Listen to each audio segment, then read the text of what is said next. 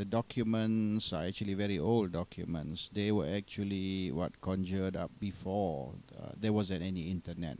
But those documents are available on the internet nevertheless.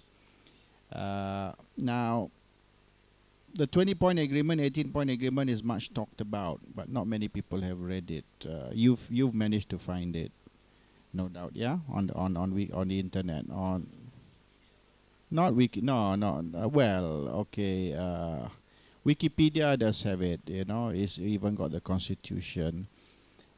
Is the problem is when the government computerized, it only computerized up to that point of time. So which means at the time of computerization, whatever the documents are available were then put onto the website, but the government did not backdate. So unlike the British government, where you can even find access documents which were 200 years ago, documents from the 1700, 1800, you know, at the time they already had documents are even available. I mean, you go, for instance, to the local council, one of the London local councils, for instance, and you want to source a document 200 years old, you can. So it's the updating that's a problem. But they are also available. I believe political parties from Sabah, Sarawak do have the hard copy. Why they don't float it on the internet, I don't know. Now, as far as how Sabah, Sarawak were both downgraded from you know, being a member of Malaysia to being a state of Malaysia, I really don't know how that came about. It was a transition thing. You see, when the agreement to form Malaysia was mooted, it was at the time Persekutuan Tanah Melayu or Federation of Malaya. Federation of Malaya had 11 states.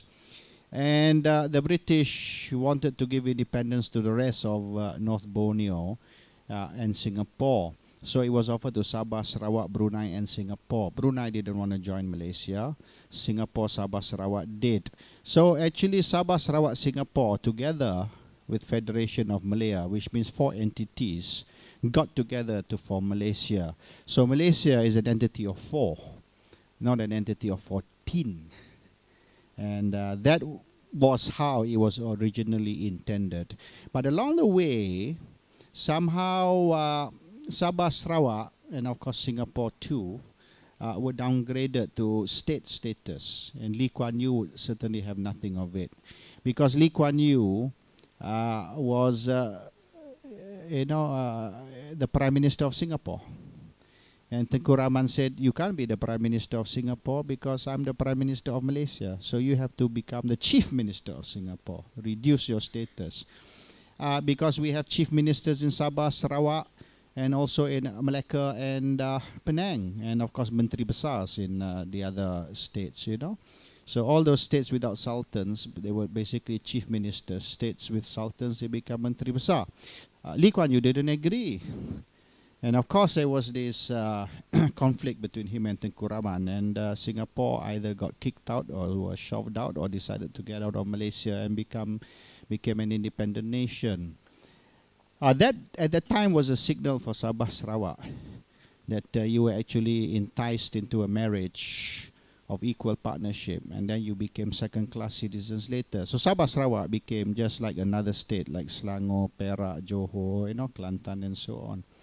But the Sabah leaders, they sold out the Sabah people, and the Sarawak leaders sold out the Sarawak people. So it's actually Sabahans and Sarawakians who sold out their own state to the federal government. And by accepting a demotion, a turun pangkat, or a second-class status, they sort of set a precedence where Sabah, Sarawak will be regarded as just another state. But the fact that Sabah or Sarawak can prevent opposition people, yeah, or activists, like Sam, for instance, was prevented from going to Sarawak. They probably won't prevent me from going to Sarawak.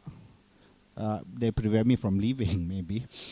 But okay, this is a situation where Sarawak can have its own immigration laws. Sarawak can decide who gets to go to Sarawak. Technically, if they want, Sarawak can even stop Rosma or Najib from going there.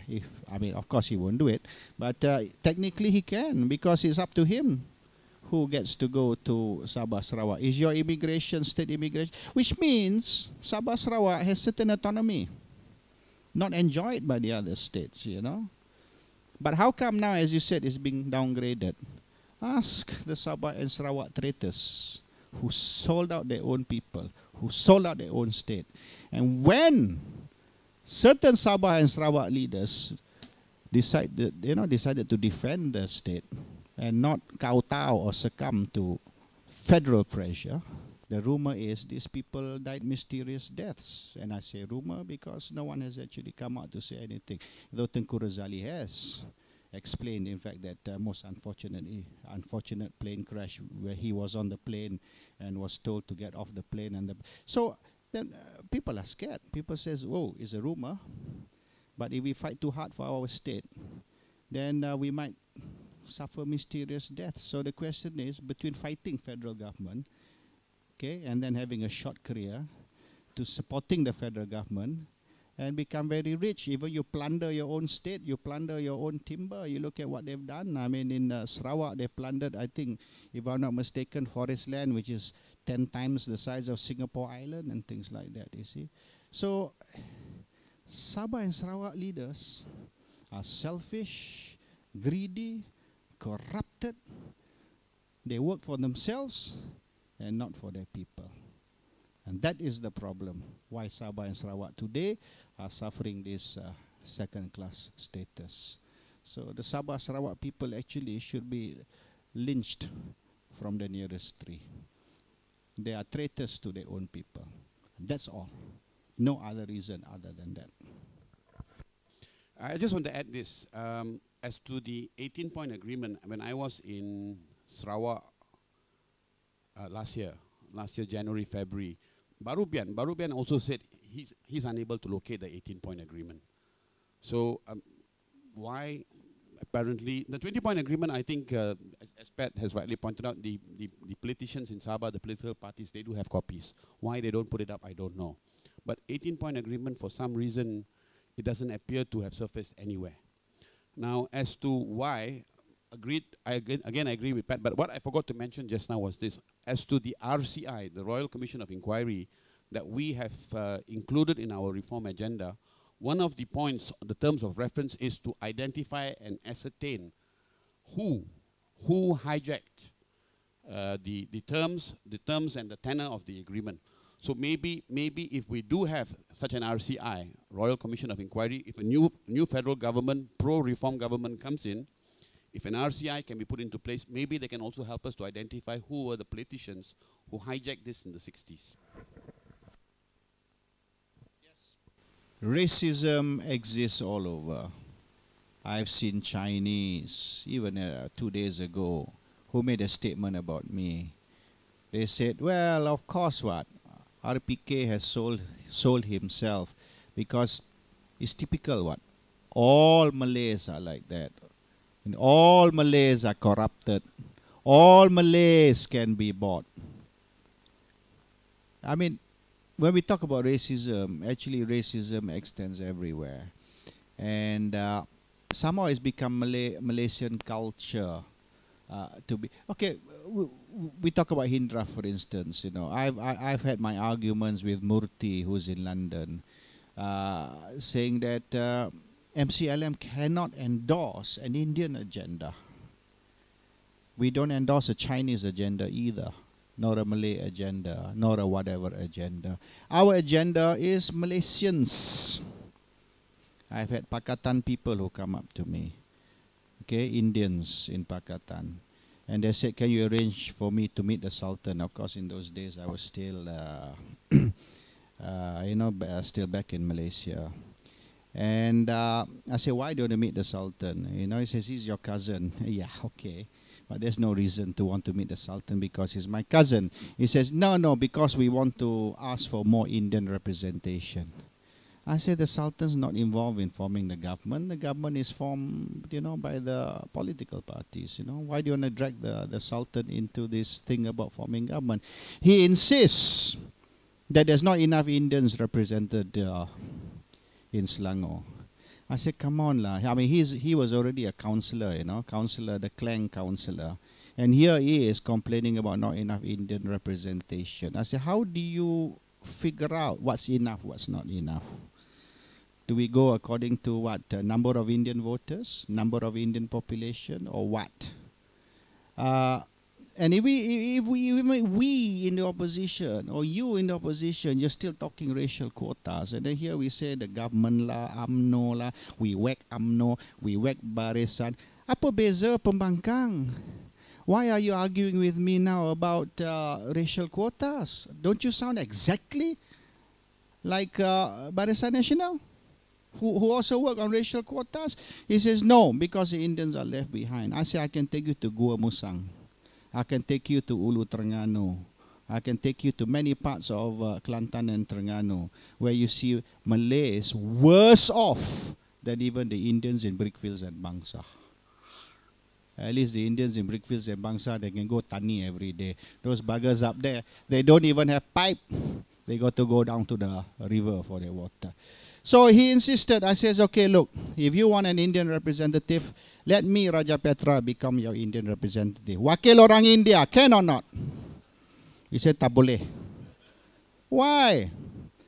Because you're Malay. So what? A Malay cannot be an Indian representative? He says, tak boleh. Why? What if you as a Malay, you got Indian representative? You can accept or not? I say, I have already accepted. For 22 years, we had Mahathir as Prime Minister. I have no problem. Why have you got a problem? So finally, he got up and walked off. Never saw him again. And so you see, it's a problem even the opposition perpetuates. You know, how can we tell the opposition, stop all this racial talk, stop all this racial quota? Well, you blame UMNO, you blame Barisan. Look at yourself. Sama. And why is it that PKR couldn't get enough seats in Sarawak? Yalah, those are Dayak seats, those are Iban seats. So must be Dayak Iban. What if Raja Petra contest? No way, man. You are not Dayak, you're not Iban. There you are. And you know why we had a problem? Ronnie Lee was supposed to contest in Klang. And then they wanted to put Jeff Wee, you know, the guy in Penang. He wanted to put him down in the mines there. What's it called? Sungai Besi side there. Sri Kembangan. They won't accept him. They won't accept him. They say, Jeff Wee, tak boleh. Jeff Wee banana. I say, what banana? They are outside yellow, inside white. He don't speak Chinese. I say, but he's also Chinese. But he's not Hakka. Must be Hakka. Wah, Cina pun tak boleh, mau Hakka juga Cina. So this is the problem. Even among the DAP also, sudah bagi Cina pun tak boleh, mau Hakka punya Cina. Hokkien, so put him in Penang lah, Hokkien, Cina, go Penang. So you see even, so we don't talk race, we talk same race, but different clan, pun tak boleh. And they said, okay, you put Jeff Wee, sure lose, we vote MCA, because he not Hakka. So, okay, go put Hakka, fella. So say, okay, Ronnie, you go and contest there instead. You are Hakka. Then who you want to put in Klang? He say, put in Klang, we have maybe Indian fella. Oh, tak boleh, tak boleh. That one is a Kling Kui. Kling Kui cannot accept. Maya. DAP DAP also not Chinese. And DAP also, Panamaran also Hakka. Must be Hakka. Ayo, I said pening. At least when it comes to Melayu, they don't care Bugis ka, Minangkabau ka. As long Melayu cukup. I say Indian Chinese lagi susah. Must be Tamil lah, Gujarati lah. You know, the race problem actually is very, very serious. And it's very serious even among the opposition. And if you think the Malays are racist, you haven't met the Chinese Indian. Lagi racist. Sama-sama Indian pun tak boleh, sama-sama Cina pun tak boleh. Must be again what language, you know? Do you know in Kuala Terengganu they got 32 state seats? 32 state seats, 8 parliament seats in Kuala Terengganu. Out of 32 state seats, 31 are UMNO. Only one MCA. So 1 plus 31, UMNO. MIC 0. Because MIC is too small. They got 80 members, MIC, compared to, Chinese, at least they got a few 100,000. They got only 80 members. But you know what's the problem with MIC? They got 2 branches. 80 members, 2 branches. MCA also got 1 branch. MIC got what? Kuala Terengganu Utara, Kuala Terengganu Selatan. Amboi, sudah macam PJ Utara, PJ Selatan. How come you got two? Because all the Tamil speaking celebrate Deepavali one branch, all the English speaking celebrate Christmas one branch. Sampai mampus lah you got no seat to contest. But they would rather they don't have a seat rather than they unite and the seat go to the wrong person. So the Tamil bugger get, the Christian group marah, the Christian fella get, the Tamil group marah. I say, I don't know how to handle you Indians. You are the ultimate racists. Even within your own race or so, you see what language and whether celebrate Deepavali or celebrate Christmas. Now you tell me, how the hell do you solve this problem when we ourselves are perpetuating that problem back in our own house, and we scream about the racists of what? Perkasa lah, apalah, serupa lah semua. Everyone the same. Now that's the problem. Now, Sam, before this, in fact, was very active and was heading the Saya Anak Bangsa Malaysia, SABM. Now that is exactly what we want to achieve.